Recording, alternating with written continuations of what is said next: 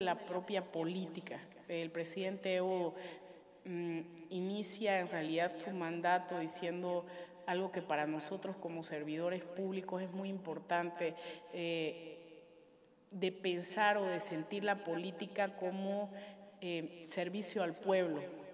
La política es para servir al pueblo y no para servirse del pueblo.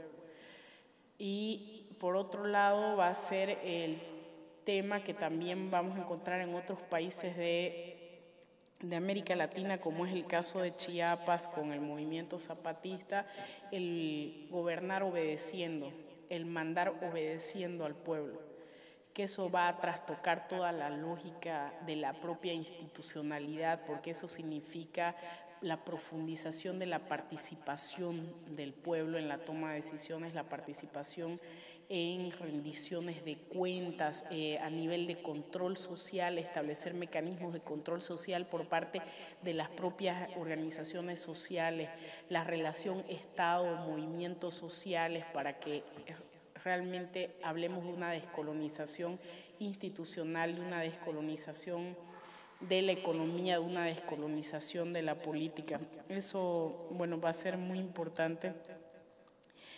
Y actualmente también nos encontramos trabajando en lo que le hemos denominado una agenda patriótica hacia el 2025. Esta agenda patriótica tiene 13 pilares sobre los cuales todas las instituciones públicas del Estado, bajo la lógica de pasar de ser un funcionario público a ser un servidor con vocación de servicio, enfocar el trabajo en estos 13 pilares que tienen componentes muy importantes, como es el tema de la seguridad con soberanía alimentaria, que es muy importante, el tema de pensar la seguridad en el sentido de que por ejemplo, yo en este momento tengo agua, entonces tengo la seguridad de tener agua, pero lo que pasa es que no sé si esta agua en realidad la produzco yo o la importo. El tema es acabar con la dependencia de la importación, por lo menos de los alimentos básicos, que en Bolivia sí producimos bastante alimento, pero es garantizar al pueblo eso, de que va a tener alimento, pero además que nosotros lo producimos para romper con la dependencia. Esa es la seguridad con la soberanía alimentaria. Igual el tema de la soberanía tecnológica, que es muy importante para nosotros. Y en el tema de soberanía alimentaria viene a ser la recuperación de nuestras propias formas de producción, de nuestras propias comidas, porque lo que sucede es que el mercado capitalista tiende a homogeneizar las formas de consumo, ¿no? Porque es más fácil para el mercado. Entonces homogeneiza las formas de alimentación y en eso se van perdiendo la diversidad de los alimentos, la diversidad de las semillas. Por ejemplo, en México, pese a que seguramente muchos de ustedes saben que ha sido conocido por sus tortillas de maíz, por sus tacos, como le llamamos nosotros, con una gran diversidad de maíz, producto de la incorporación del maíz transgénico y de una producción agroindustrial a gran escala con transnacionales. Se está perdiendo, prácticamente ya se ha perdido gran parte de la diversidad del maíz que tenía México. En Bolivia tenemos cientos de variedades de papas, por ejemplo.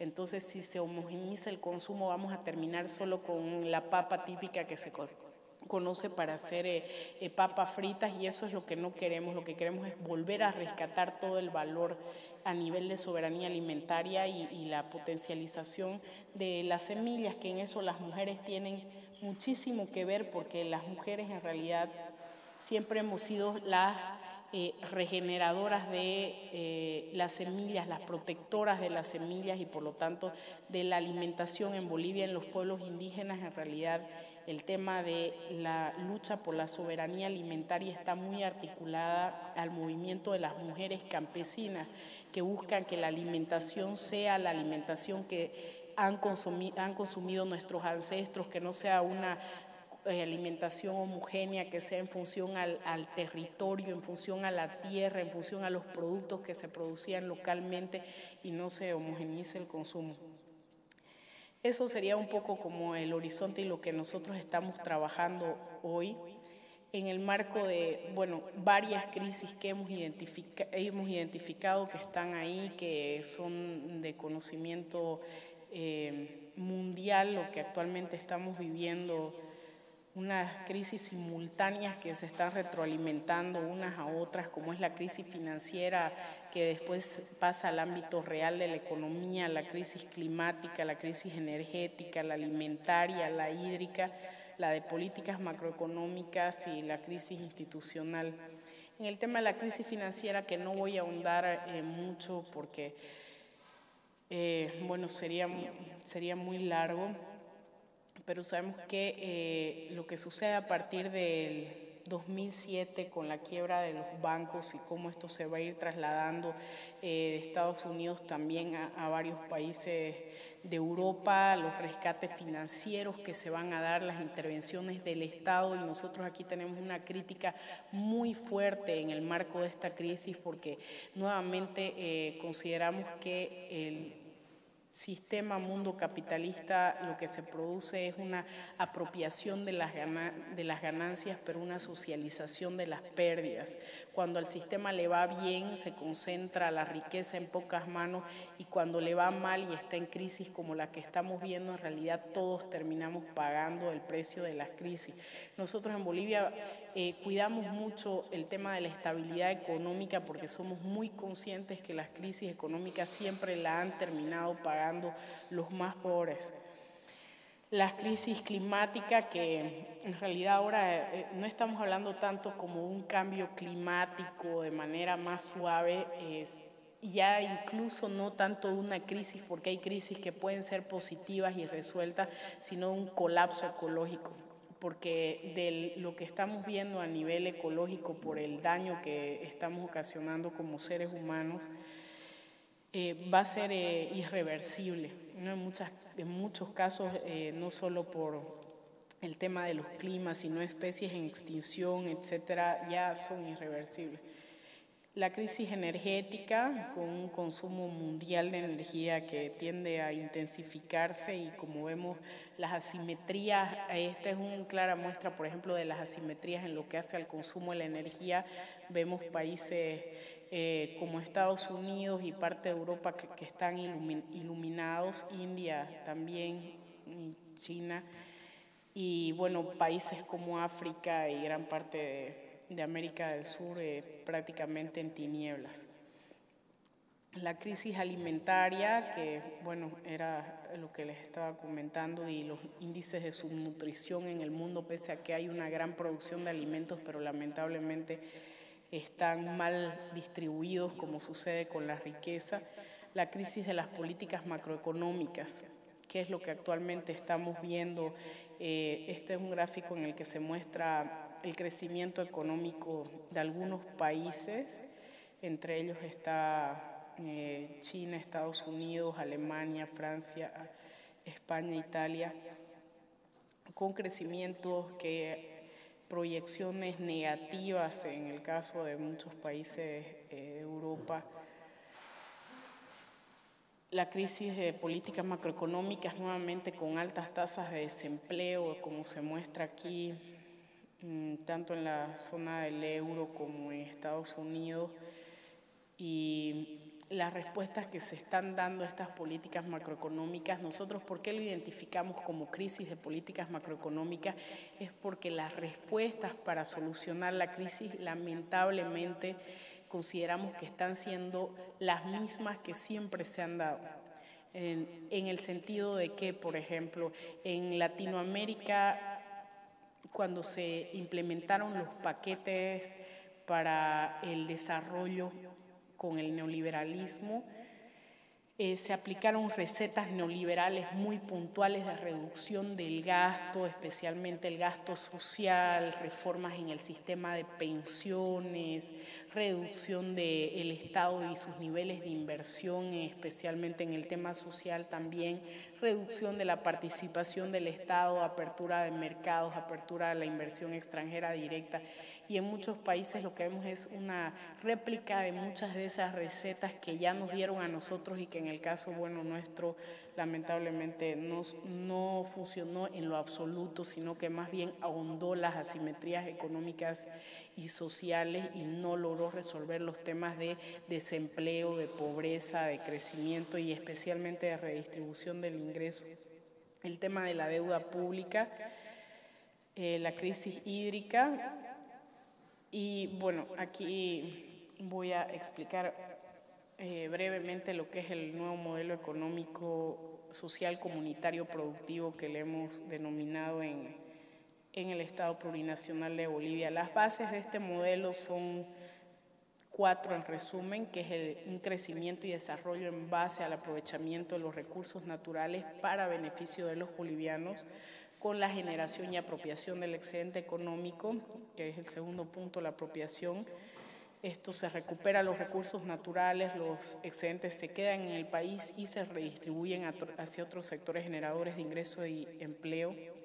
El modelo es redistribuidor del ingreso, tiene que ser redistribuido especialmente en las personas de escasos recursos a través de transferencias condicionadas como el bono Juancito Pinto, que es un bono para evitar la deserción escolar que se entrega a los niños de las escuelas fiscales, el bono Juana Zurduy, que es un bono que se da a todas las mujeres en periodos de gestación y hasta que sus niños cumplen los 2 años de edad, y la renta dignidad, que forma parte de él, toda la transformación que se hizo al sistema de pensiones. Hoy lo conseguimos como un sistema integral de pensiones con la creación de un fondo solidario para las personas que tienen menores ingresos y por lo tanto menos jubilación, que se va a nivelar con recursos que van a venir de ese fondo solidario, que es un fondo al que aportan las personas que más ingresos tienen y que también aportan especialmente empleadores.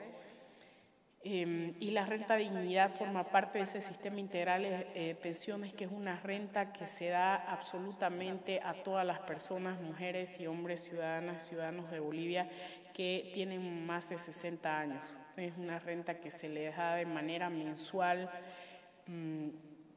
un poco más a las personas que no tienen otro tipo de jubilación porque han tenido trabajos precarios, trabajos informales y que por lo tanto no reciben una pensión, una jubilación a la que hayan aportado en sus cuentas individuales de jubilación.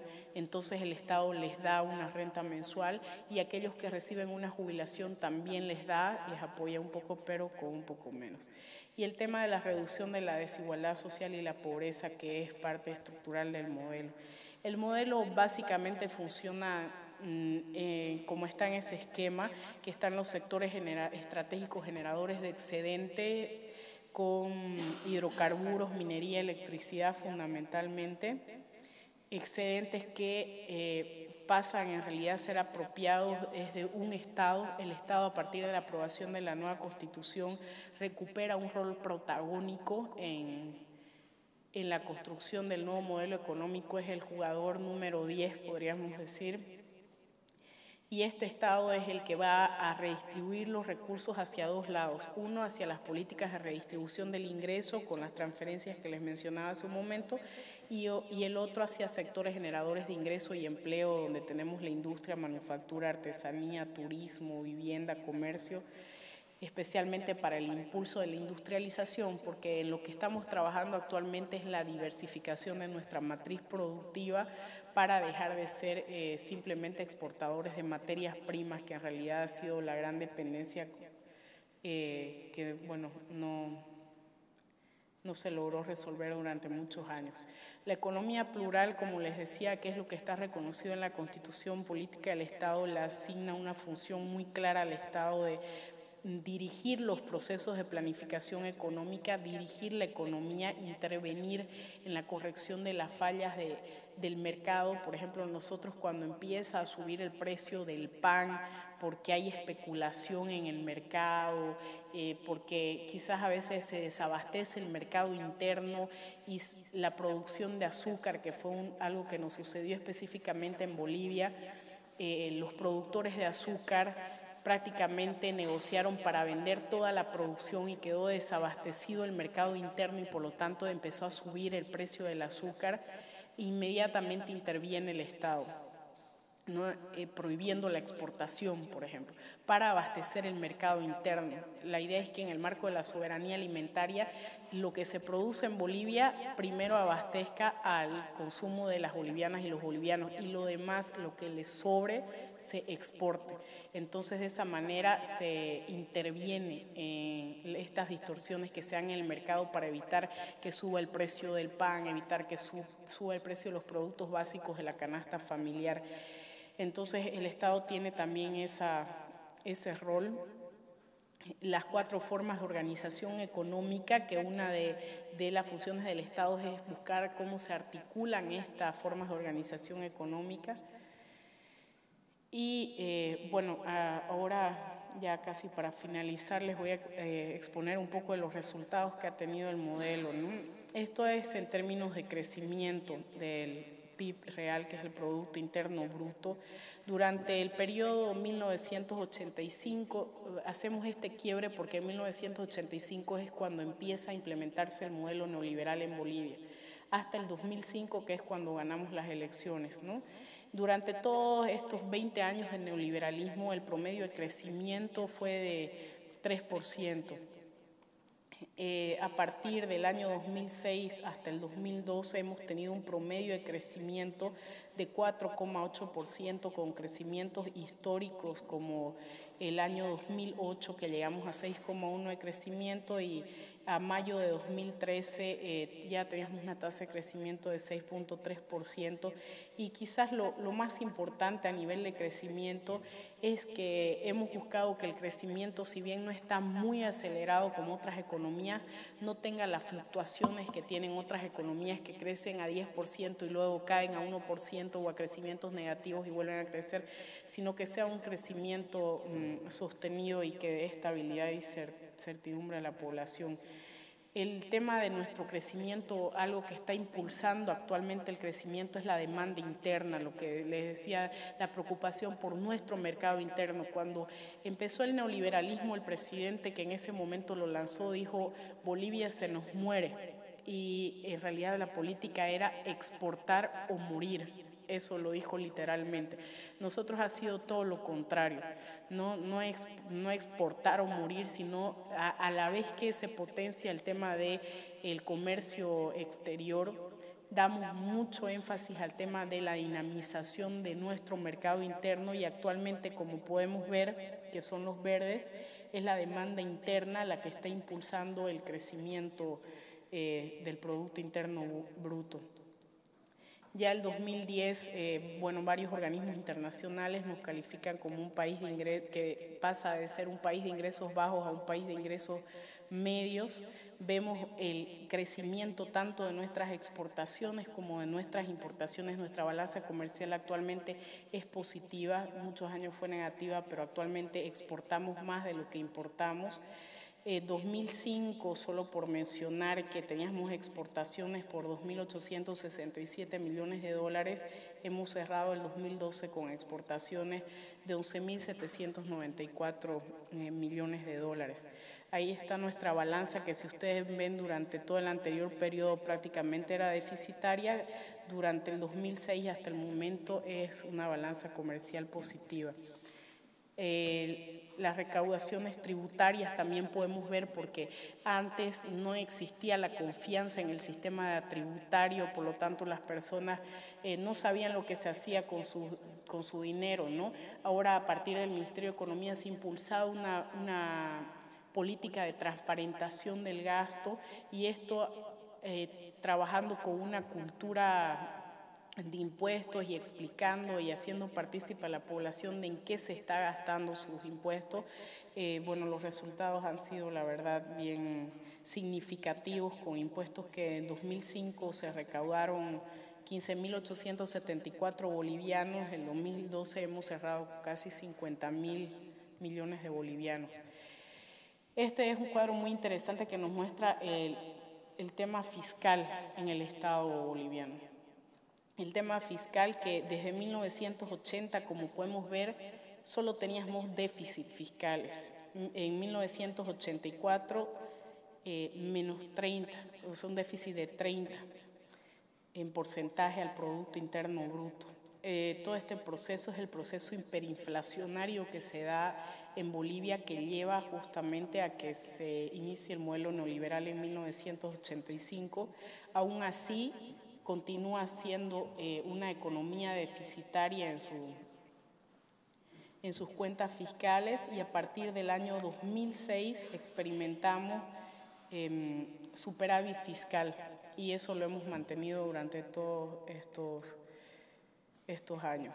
La política de endeudamiento público sostenible también en relación a nuestro Producto Interno Bruto, como podemos ver, ha caído, que eso es muy importante porque en realidad, claro, tener niveles de endeudamiento no es que sea negativo, pero sí endeudarse a tal punto que comprometa no solo a las generaciones futuras, sino su propio crecimiento. Entonces sí, ahí tenemos un gran control de nuestra deuda, que estaba en 64% en relación al PIB, ahora la tenemos en 17% en relación al PIB, que se considera por demás en realidad de que está bien sostenida. La tasa de desempleo abierto. Actualmente nuestra tasa de desempleo, aquí está en este cuadro, se puede apreciar mejor. Bolivia actualmente tiene la tasa más baja de desempleo de la región, de nuestra región. El año 2005 estaba en 8.2%, actualmente tenemos 3.2% de desempleo. Y como pueden ver, somos el más bajo en el tema de desempleo, pero es como les digo, el funcionamiento del modelo hace que de estos sectores generadores de excedentes se haga una transferencia a través del Estado hacia los sectores generadores de ingreso y empleo. Y esto obviamente no son estadísticas que son reconocidas por organismos internacionales. El tema de la creación de las empresas y indicadores de redistribución del ingreso, que esto para nosotros es muy importante porque es otra de las cosas fundamentales del modelo en lo que hace a la reducción de la pobreza. En lo que hace a la reducción de la pobreza, el año 2005, que teníamos 62 puntos de pobreza extrema en el área rural, que es donde están las poblaciones indígenas, al 2012 hemos logrado reducir a 40%, que significa 22 puntos porcentuales menos en pobreza. Ese es uno de nuestros mayores logros y ahora gracias a esas políticas hemos dejado de ser el país más pobre de Sudamérica, título que teníamos desde hace muchísimos años. Este es otro de los gráficos que a nosotros nos importa mucho llevar ese control, porque es el tema cómo vamos reduciendo las asimetrías, la relación de ingresos entre el 10% más rico del país y el 10% más pobre. Y como podemos ver, esa asimetría ha caído en 1996, que la teníamos 128 veces más ricos, eran el 10% más rico que los pobres, y ahora hemos asistido a esta reducción. El número de depósitos en el sistema financiero, que esto también es algo que nos muestra el tema del ahorro y la dinamización de la demanda interna. Nuestras reservas internacionales actualmente ocupamos el lugar número 1 en relación de reservas internacionales en porcentaje del Producto Interno Bruto en América Latina. Como podemos ver, el año 2005 teníamos reservas internacionales por 1.714 millones de dólares y actualmente nuestras reservas están en 14.602 millones de dólares. Entonces, esto siempre le da fortaleza a nuestra economía, el tema de las reservas internacionales. Las transferencias a nivel departamental y el tema de la inversión, que para nosotros es muy, muy importante. Otra de las políticas que hemos impulsado es esta, que ya voy a ir concluyendo.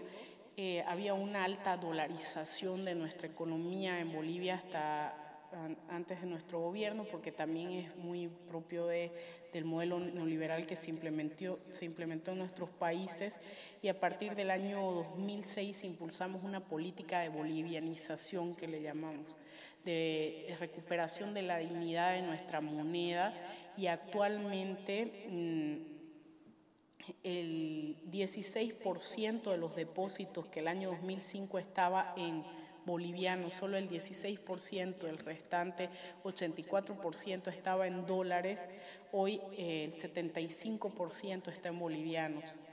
En el tema de los créditos, el año 2005 solo el 8% se daba en bolivianos y el 92% en dólares.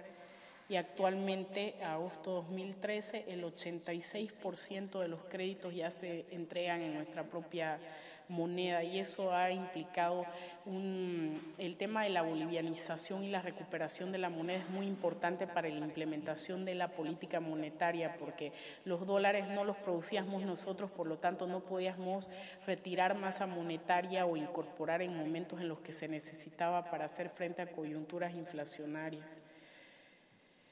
Y los temas en la industrialización del país, que no voy a pasar a detallar todo lo que dicen las láminas, pero sí nosotros consideramos que tenemos que dar ese salto cualitativo para dejar de ser un país exportador de materias primas y avanzar en la industrialización de nuestros recursos naturales. En ese marco hemos dado pasos históricos que no se habían dado nunca en nuestra historia en el tema de industrialización, como es la construcción de la planta de amoníaco y urea que inicia la era de la industrialización del gas en Bolivia, la planta de separadora de líquidos de Río Grande, que va a ser la separación del gas concentrado, que nosotros lo exportábamos así, en otros países hacían todas las derivaciones, eso ya lo vamos a poder hacer nosotros hoy en el país. Las plantas de carbonato de litio y cloruro de potasio, como ustedes saben, nosotros somos una de las mayores reservas en litio en el mundo. El complejo hidrometalúrgico de Corocoro, que es para el tema de la industrialización del cobre, termoeléctricas que se están dando en varios lugares de Bolivia. Y finalmente, quisiera concluir con los retos que tenemos, porque por supuesto no es que todo sea perfecto, ¿no? Todo, ¿qué nos falta por hacer? Porque hay siempre contradicciones en todos los procesos. El tema de la descolonización es un tema que sigue y seguirá muy vigente, el tema de la exclusión de los pueblos indígenas, el tema de la colonialidad desde quienes son blancos hacia quienes son indígenas, todavía se vive de una manera muy fuerte, muy fuerte. Si bien ya, por ejemplo, hoy se logra aceptar a los pueblos indígenas, lo que